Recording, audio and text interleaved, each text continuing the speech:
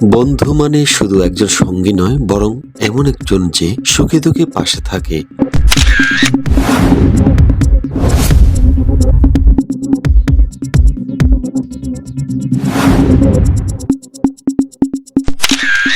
বন্ধু আমার।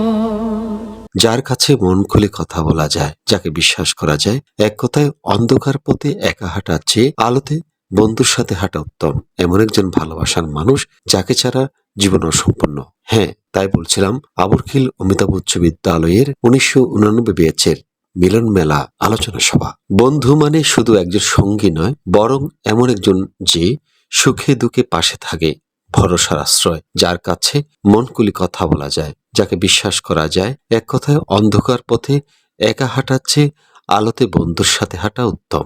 এমন একজন ভালোবাসার মানুষ যাকে ছাড়া জীবন অসম্পূর্ণ। সম্প্রতি অনুষ্ঠিত হয়ে গেল রাউজান উপজেলার আবরখিল অমিতাভ উচ্চ বিদ্যালয়ের 1989 ব্যাচের মিলন মেলা।